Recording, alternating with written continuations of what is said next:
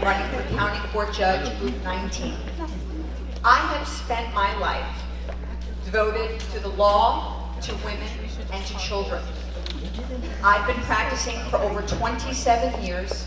I have tried more than 200 jury trials, specializing in crimes against women, where women are victims of crimes, and trying to empower them to do better with their life.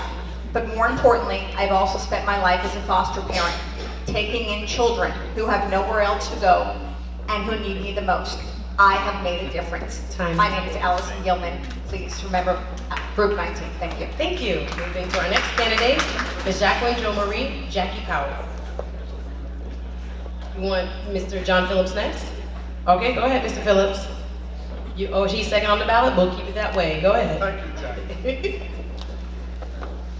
Good evening. My name is Jack Phillips. I came down from Newark, New Jersey, from Seton Hall Law, thinking I'd be here for a year. Met a nice gal, and I'm still here. I raised 2 kids by myself. My more than 30 years of practice, I've represented people from all walks of life. I've handled almost every case that ever come before me in the county court, interesting many judges and lawyers. I'd like to be your county court judge.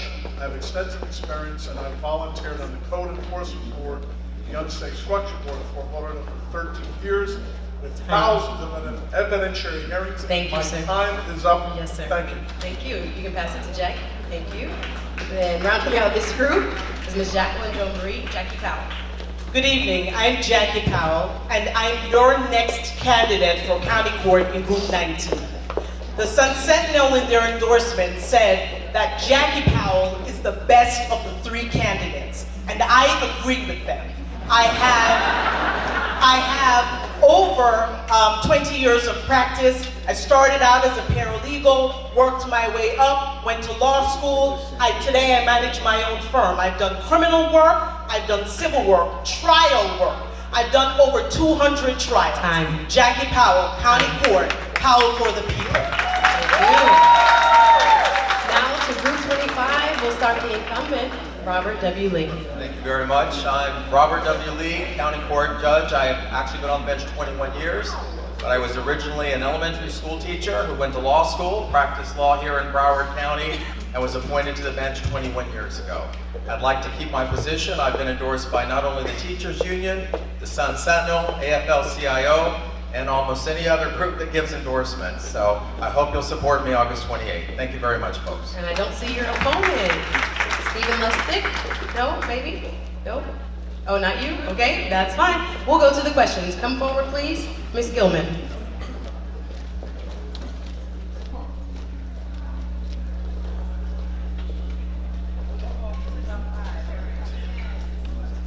She's like Miss America. Okay.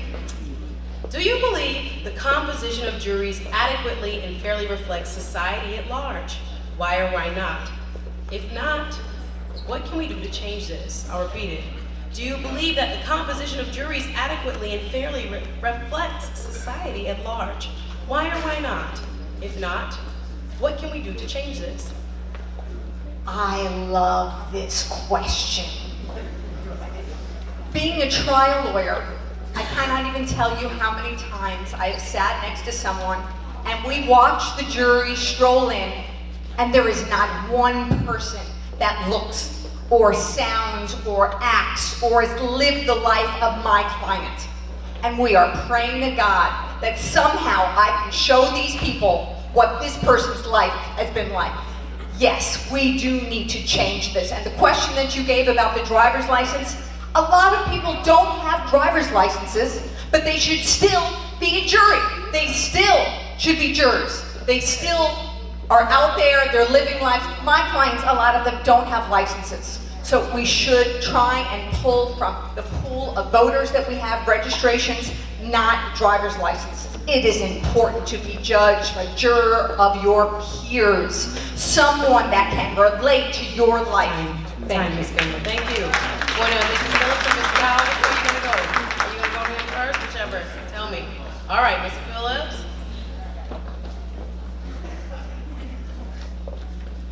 Yes. Says, do you believe judges should be required to report attorney misconduct? I think there's a rule, actually. Do you believe judges should be required to report attorney misconduct, and why? Yes, does anyone here think that a judge shouldn't do that? Exactly.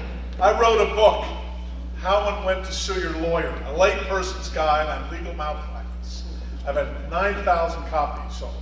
And I can tell you, Broward County has been embarrassed with the judiciary. None here, none of my colleagues, any candidates. Integrity and hard work. Judges need to do the right thing. What message they give filters down to the lawyers, and there's some tough judges that I've appeared at before over 36 years who ruled for me and against me, but I always felt that I had trusted them, and I never went close to the gray line. Of course, judges need and must report. We can't have this good old boy or good old girl system where, well, that was a mistake and I don't want to. You do the right thing. You don't go near the gray lines. Black and white, good and bad. Time. And I intend to adhere to that. Thank you. Thank you. Finishing up your group, Ms. Jackie Powell.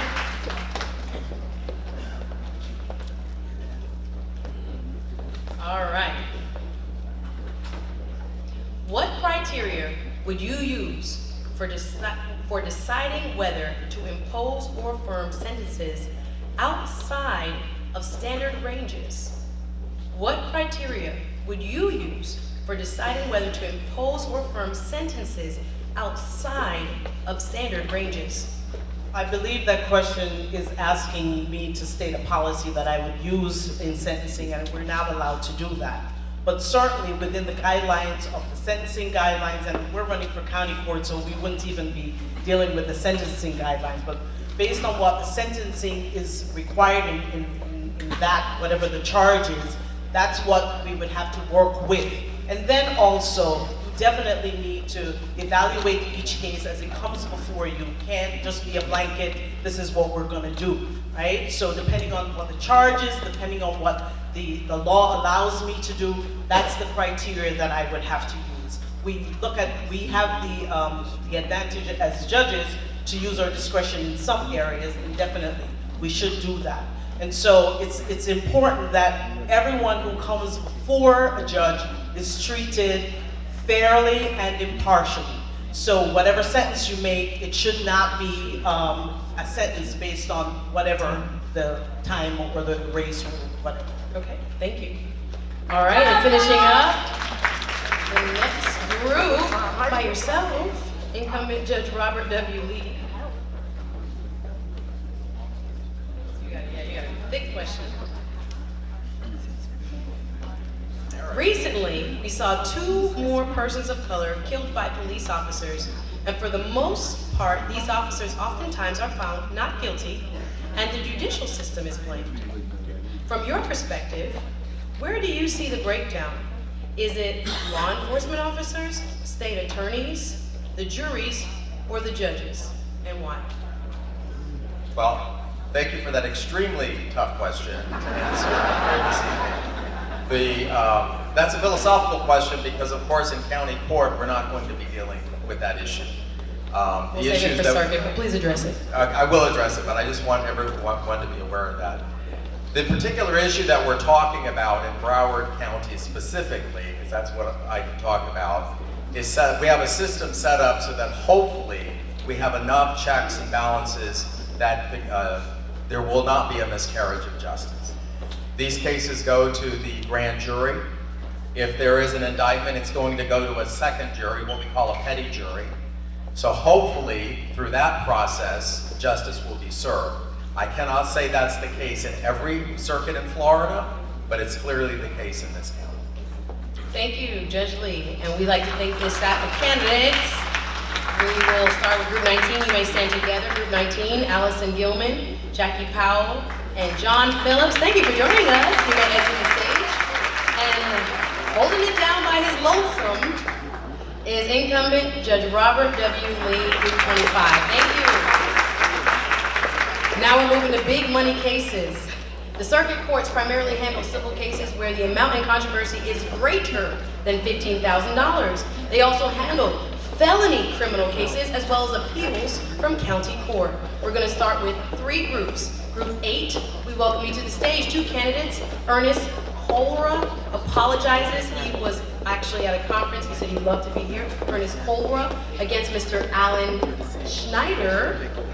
Welcome to the stage, sir. Group 8. Group 36, we have Shari Beth Afrik Olofsson. Welcome, ma'am. Running against Kristen Weisenberg Padowitz. Welcome to the stage. Please sit together. And we also will welcome at this time Circuit Court Judge Group 38. Welcoming to the stage now Jason Allen Rosner, Melissa Minx Donahoe, Linda Marie Leali, and Stephanie Camille Moon. We welcome 3 groups to the stage at this time. We will start with, once you're seated, the introductions, 30 seconds each.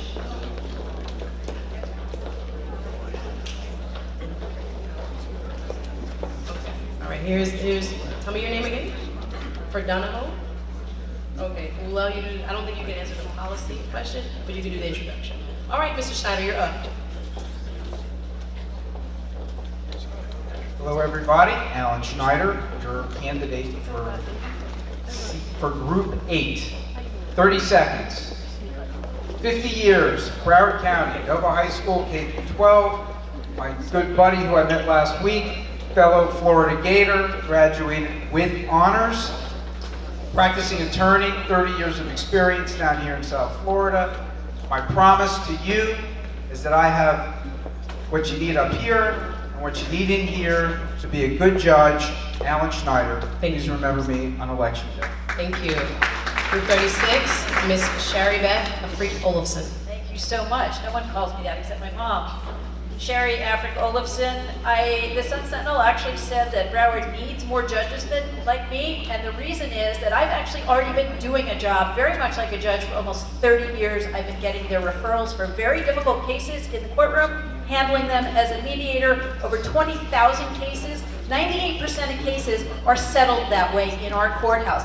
That's experience that matters. Only about 2% of cases even ever go to trial. Very involved in the community, lots of civil and criminal law experience and psychological experience. Thank you. You can pass the mic to your left. Next we have your opponent, Mrs. Kristen Weisberg Powitz. Good evening, everybody. Good evening, everybody. Good evening. I am Kristen Weisberg Padowitz. I am running for Circuit Court Judge in Group 36. I started my career as a public defender. I defended juveniles. I then became an assistant state attorney because I desired to be a well-rounded lawyer. I now work in a criminal defense and civil litigation law firm. I have tried 75 jury trials, and jury trial experience matters. We're dealing with the 2% that matter. Time. Thank Kristen you. Weisberg Padowitz, Thank thank you. All right, our next group, Group 38, has 4 people running against each other, starting with Mr. Jason Allen Rosner. Good evening, everyone. My name is Jason Allen Rosner. I'm running for Circuit Court Judge for Group 38. Lived in South Florida since 1985. For the past 14 years, I've been a trial attorney. And what's more important, and what my opponent can't say, and only the people in the room that can say it are the sitting judges, is that I have an extensive amount of experience presiding over cases. If you got a traffic ticket in this county over the past 6 years, took it to court, there was a decent chance that I was the one who decided it. So if it was dismissed, remember, Jason Allen Ross was given off the ticket. Hey, no bribing. Not bribing, those decisions are already made. Jason Allen Ross. Thank you, time. Thank you. All right, speaking on behalf of Melissa Donahoe. Oh, sorry, go ahead. Yes, and then Ms. Leali, you can go after that. Or if you'd like to go now. All right, Linda Marie Leali, go ahead. Okay, there you go. Thank you. Linda Leali. Just to tell you a little bit about myself, I am a South Florida resident, South Florida native, 19-year resident of Broward County. I'm one of 6 children, number 4. I have a daughter, she's 12 years old, she's an amazing violinist. Now, the thing that sets me apart is that for the last nearly 20 years, I've been practicing exclusively business law. And that's important because 80% of our cases are civil cases and only 20% are criminal cases. So I think I would add some depth and diversity to that. Thank you. Thank you. And I got this before, sorry, Mr. Gentry Chambers, speaking on behalf of Melissa Donahoe for the introduction. My name is Gentry Chambers. I'm the chief investigator of the Office of Regional Counsel. I watched a woman 7 years ago take an office that was understaffed, that wasn't respected by the courts, and turn it around. She has done, I mean, huge things for our community. I'm here because I believe in Melissa. I wouldn't be here otherwise. I'd be having something else to do. Please, if you want change, if you want somebody that's going to represent our community, vote for Melissa. Thank you. And rounding out this group is Miss Stephanie Camille Moon. Good evening, everyone. Stephanie Camille Moon, Circuit Court Judge, Group 38. I'm the only candidate in my race who's been both a plaintiff's and a defense attorney, handled both civil and criminal matters in both state and federal court. I've also been a special master, so I have already fundamentally done this job. Remember, Stephanie Camille Moon, Circuit Court Judge, Group 38, once in a blue moon. Thank you. So everyone except Mr. Gentry will choose a question. All right, Mr. Schneider, you're up first. If I don't like the question, I'm going to pick one of the ones that was better. But you let Sokolov, so all right, let's pick a good one. Drama, oh, the drama. Okay. All right, this is a repeat. You got a good one. Do you believe the composition of juries adequately and fairly reflects society at large? Why or why not? If not, what can we do to change this? I think the big problem with the jury system is, and when you say juries, there's different types of juries. You've got the grand jury, which there's been a lot of hoo-ha if anybody's followed. 6 months. How many people can take 6 months of their life to go sit on a grand jury? It's just not practical unless you're retired or disabled. So those are some real issues. And I think I answered the question, but there's some other important questions that you were asking before.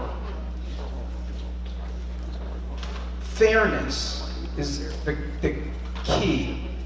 Everybody that goes to court needs to be treated fairly and consistently. That's the problem that I've researched, and I'm not a criminal lawyer, but I've researched the criminal division. Bias on the bench. Look it up, check out our judges. Thank you. Thank you. You can pass them. All right, to our next contestant, Ms. Sherry Olafson. Good. Congratulations on your award. Thanks a lot. What injustices have you witnessed in or outside the courtroom? And what was your response to those events? What injustices have you witnessed in or outside the courtroom? And what was your response to those events? That's a great question. Raise your hand if you think that our justice system is fair. It's very telling. So one of the things I did, I've been planning on running for judge for 10 years. Once I decided this was going to be the cycle, one of the things I did is I went back into the courtroom, this time not as an attorney, not as a mediator, but as an observer. And it is striking to anyone who just goes in there and, unlike a lawyer, just keeps their mouth shut and just watches the racial bias, the socioeconomic bias. I think that the injustices are rampant. I actually went back to school 2 years ago to get my master's degree in psychology because I think that the implicit bias that's baked into our system needs to be addressed. The mental health and substance abuse that are plaguing our criminal justice system needs to be addressed. And I feel that I needed more of a scientific background to be able to be a judge and understand that and go into the courtroom and make some change. And that's one of the things I'm going to be doing. Thank you. In her race is Kristen Weisberg Paddle.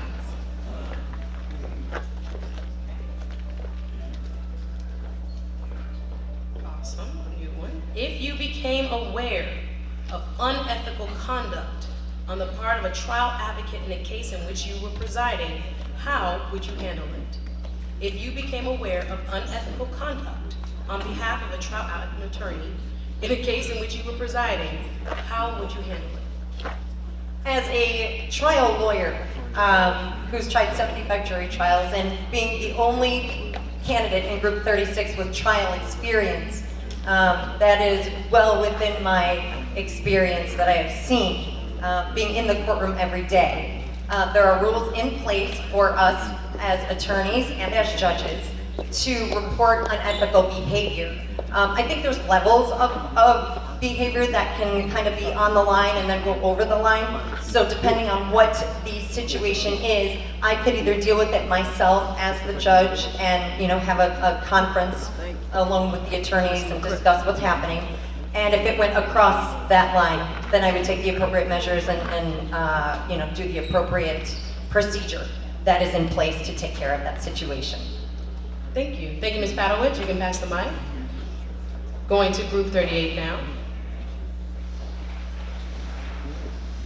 The question is, have you ever been disciplined by the Bar Association or the State Commission on Judicial Conduct? No. I don't plan on being.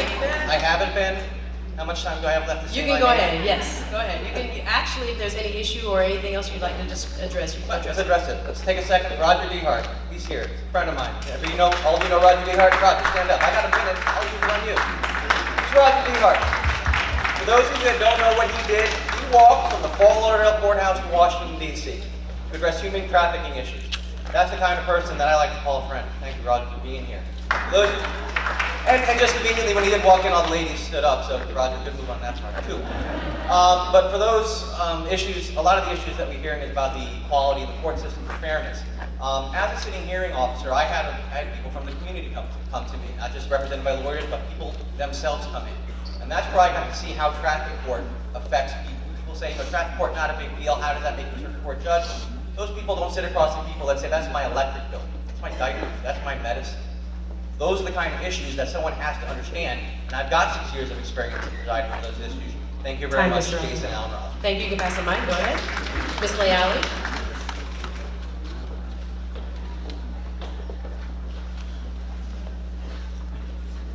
All right. What are your views on the need for more diversity on the bench and the manner in which the court treats members of different races?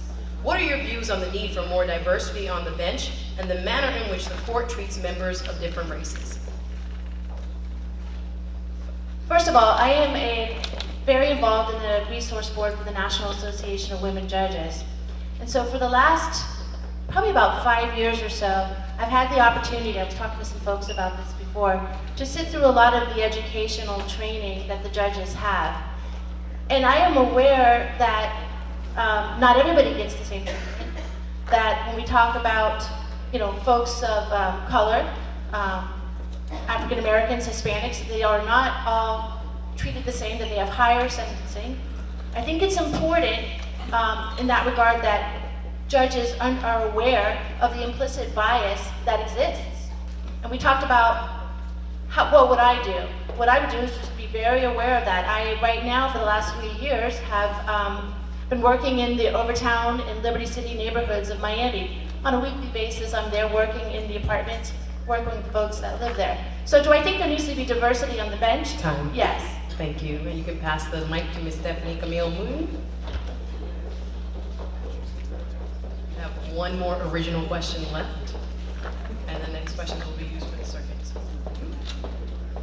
This question reads, if a person chooses to be pro se, does everyone know what that means? That means a person that goes to court without a lawyer, they represent themselves. If a person chooses to be pro se in your court, and you recognize that they are being outmaneuvered by a more skillful attorney, how would you handle such an instance? If a person chooses to be pro se in your court, and you recognize that they are being outmaneuvered by a more skillful attorney, how would you handle such an instance? I have handled matters for the Valuable Adjustment Board where people were pro se and going up against attorneys who use the law against them. When a person appears pro se, they take a risk in being outmaneuvered by the lawyer who knows all the rules.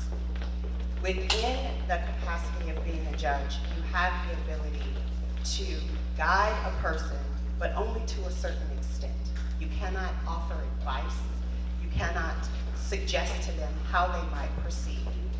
So if I were faced with that situation once again, I would do exactly what I had done before.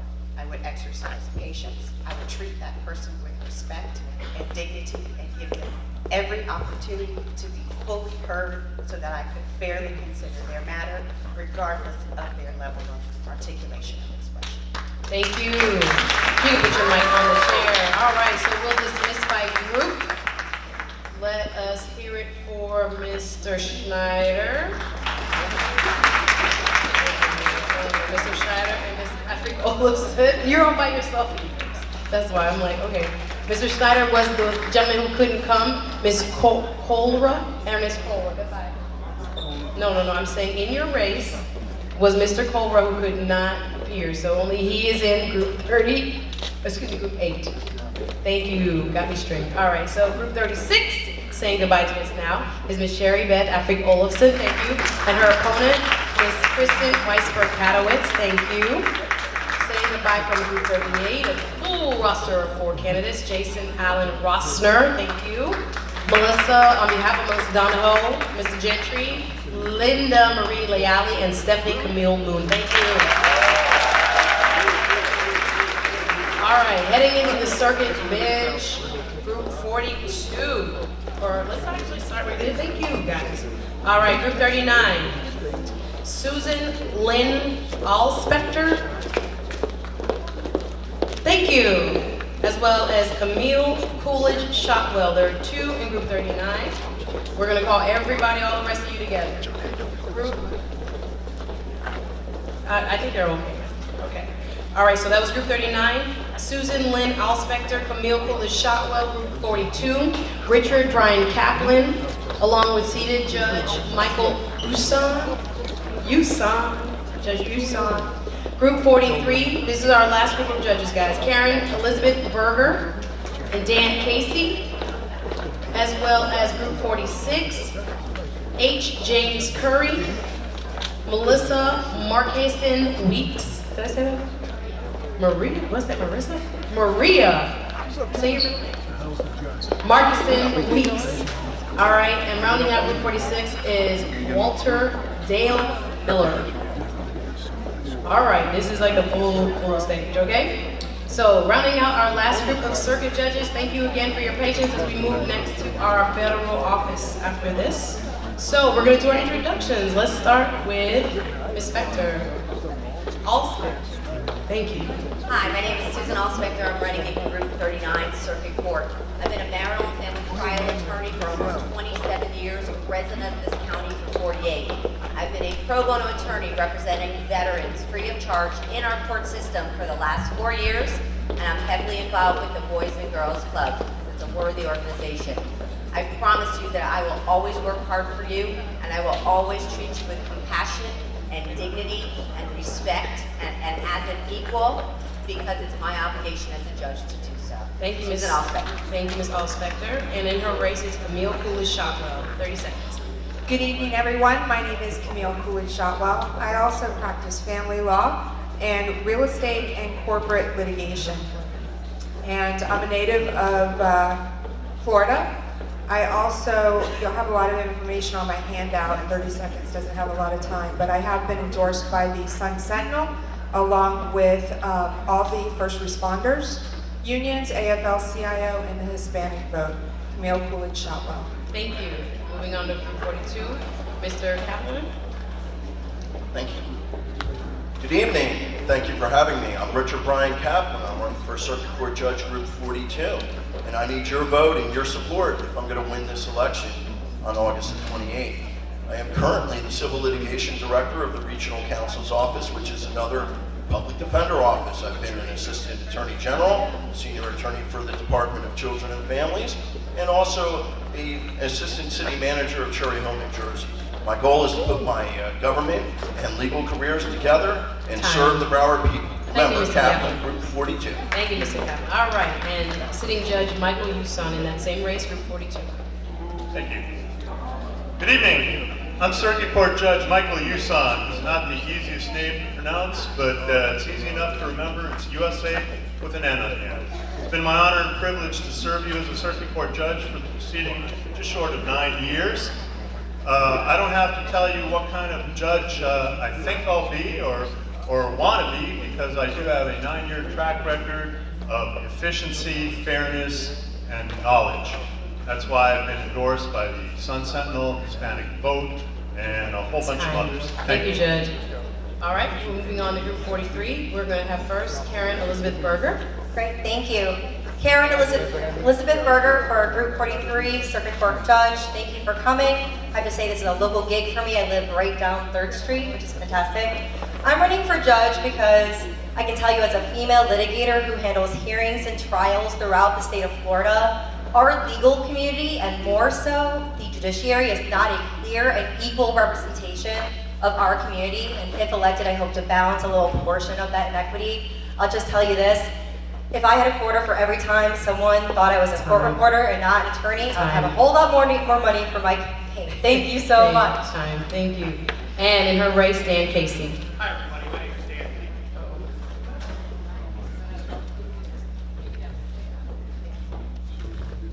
Hi everybody, my name is Dan Casey. I'm a candidate for Circuit Court Group 43. After graduating from Georgetown Law School, I was hired by Janet Reno to work in the Dade County State Attorney's Office starting in 1981. You should imagine I got a ton of trial experience. For the last 30 years, I've been a civil lawyer trying cases literally across the country of all different types. I also ran my law firm and sat on my management committee as we grew our firm into a global 20 law firm. I've been deeply involved in the community. Christy and I have lived in Hollywood for the last 33 years, where I've done everything, including service as the national chair of the YMCA. Thank you. Moving on to group 46, we're going to start with none other than H. James Curry. Hello, good evening, Pompano. How are you? I want to thank you for having us and thank you for coming here. My name is H. James Curry. I'm a senior attorney with the Florida Department of Juvenile Justice. I've been a practicing attorney for 22 years. I live not too far from here in Pembroke Pines. Now, many of you may not know, but also the juvenile court is also in circuit court. Yes. And there are no jury trials in juvenile court. It's important that we have people with the right experience in our courts. That's the #1 issue that's been pointed to. Thank you very much, H. James Curry. Vote for Curry, you'll have no worries. Thank you. Thank you. In that same race, we have Maria Marcuson Weeks. Thank you. Good evening. My name is Maria Marcuson Weeks, and I'm also a candidate in Group 46. I have spent my career as a trial attorney, as a civil trial attorney, and then as a criminal trial attorney. And I have also been very involved in our community. I volunteer with the Pay School for Girls, which is a program for at-risk juvenile girls. I do food service at Broward Partnership for the Homeless, and I provide pro bono work through legal aid for people who otherwise wouldn't be able to afford an attorney. So please remember Maria Marcuson Weeks, Group 46. Thank you. Thank you. And rounding out this group is Walter Dale Miller. Good evening, Dale Miller, running for Circuit Court in Group 46, native of South Florida. I grew up in Miami. I've been living in Broward County for the past 21 years. I'm married. I have 2 children who attend public schools here. I've served 12 years in the United States Navy. I have been a public defender for the past 12 years. If you want to know what kind of person I am, if you want to know what kind of character I have, if you want to know what kind of judge I will be, call my boss. His name's Howard Finkelstein. He'll be happy to tell you. Dale Miller, Circuit Court, Group 46, put a veteran on the bench. All right, man, hold that mic. All right, we're going to the questions. Come step forward, please. First, we have Ms. Susan Lynn Alspector, Group 39. These now will be familiar to you. What do you perceive as the greatest obstacles to justice, if any? What do you perceive as the greatest obstacles to justice, if any?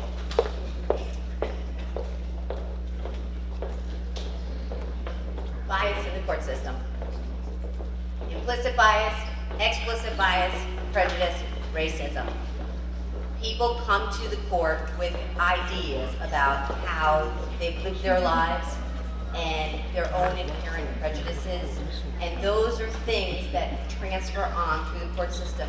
We have a disproportionate number of people of color, black and brown, who are arrested and who go through the judicial system. And the problem is that we don't have, or have not been able thus far to deal with that problem and the fact that these folks are entitled to equal justice. Thank you. You can pass the mic to your opponent, Ms. Camille Coolidge-Shotwell.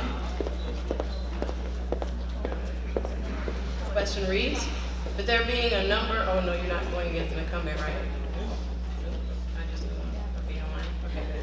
All right. What are the pros and cons of using driver's licenses registration as a source of jurors? Well, not everybody has a driver's license. Not everybody drives. So I don't think that that is it is a resource, but I don't think it should be the only one. I think that there are methods available for when you graduate from high school, when people apply for diplomas, for GEDs, anything of that nature, or trades, any kind of licenses. I think it needs to be more than just a driver's license, because that isn't an equal representation of our community, because not everybody drives. And so that's the con. If the pro is that it's available, but there are other resources to track licenses, particularly with high school. You got to register to vote. You should be able to get into the jury pool. Thank you. Next up, Group 42. You can give her a hand. Group 42, Richard Brian Kaplan. Let's do it.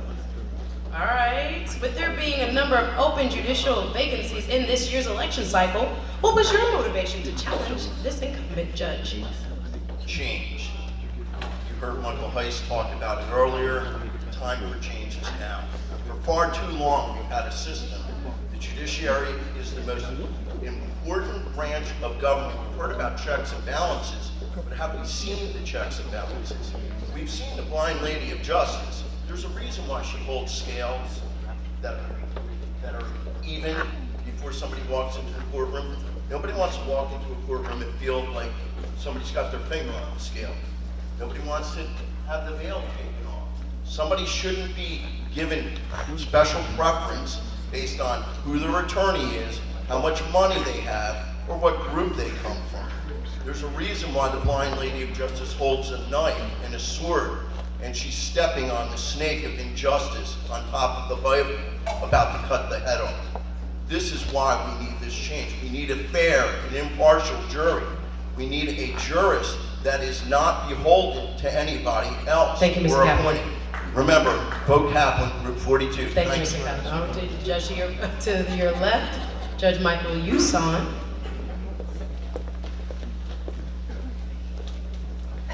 All right. Do you believe judges should be required to report attorney misconduct, and why? Well, we are required to report when there's Attorney misconduct as part of canon, and that's something that we're required to do. But really, in 9 years on the bench, I don't see a lot of attorney misconduct. Sometimes you see a little bit of attorneys trying to, skirt the edges, not really in misconduct, but in their demeanor. And I think the judge plays an important role in setting the tone in the courtroom, letting them know that we are not going to allow disparaging comments towards groups. We are not going to find racial or ethnic slurs are never going to be allowed or used. And just in the way we treat other people, we set a tone for how everyone in the courtroom should be treated and how they should behave. If they don't, well, they're going to be called up to the sidebar and they're going to have a discussion with me. I usually tell them if the behavior doesn't end, that we'll have a different kind of hearing. They won't like it. Thank you. You may be seated. Let's go to your next group, 43, Karen Elizabeth Berger. Yes, I love the pageant view. Ready? All right. Have you ever been disciplined by a bar association or state commission or on judicial conduct? And since that's a yes or no, I'm also going to add what distinguishes you from your opponent. Great, thank you. That's a no. I think that every candidate here are obviously well qualified and well educated, and I don't think anybody that I know of has been really had any kind of misconduct. So I don't think we would be running for judge if we had been. But what does distinguish me from my opponent, other than the obvious, is the fact that, again, I think that I have experienced firsthand bias as a woman in the legal system. Again, I kind of briefly mentioned in my opening, really, again, if I had a quarter for every time someone assumed I was a court reporter and not an attorney simply because I was a woman, I would have a lot more money to donate to my own campaign. But really what's important about that is that I understand that bias in the legal system can extend to so many people and for so many different reasons. And I think it's important that a judge not only recognize and understand that implicit bias, but actually have an understanding of it. So please, come August 28th, remember Karen Berger for Group 43. Thank you so much. Thank you, Ms. Berger. And now to your opponent, Mr. Dan Casey. Casey's question reads, What are your views on whether the court as a whole deals effectively with racial and gender bias? What are your views on whether the court as a whole deals effectively with racial and gender bias? You know, for any system of justice to work, it has to be two things. It has to have two things. It has to be just in reality, and it has to be just in appearance. Our court works hard to try and be just in reality. The statistics, however, don't seem to back that up. It appears that we need to do a better job of actually providing justice in reality. Equally, a system of justice will only work. Remember, this is what society counts upon in order to rule the rest of the society. And it has to be just in appearance as well. So not only do we need to be really truly just and have just results, but we also need to run a system in a way that makes people have confidence in it. You need advocates on the bench who know what it's like to try and level the playing field for others, and who have worked their career, as I have, trying to level the playing field. So I thank you very much. Thank you. All righty, moving to group 46, we'll start with H. James Curry.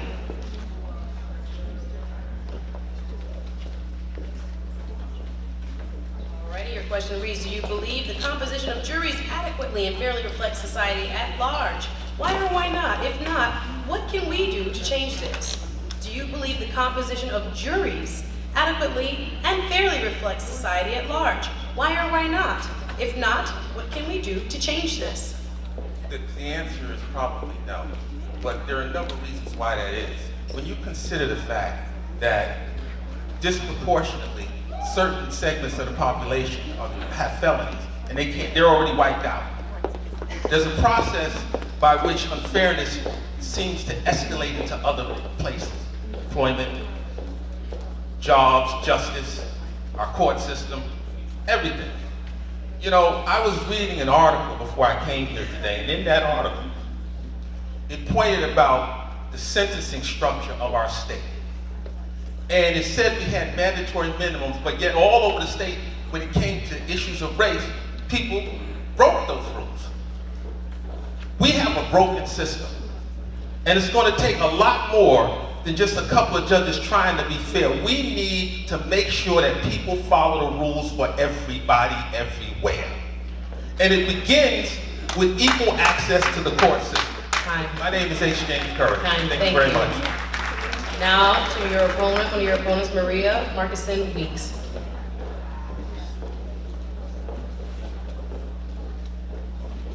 Your question reads, if a person chooses to be pro se in your court and you recognize that they're being outmaneuvered by a more skillful attorney, how would you handle such an instance?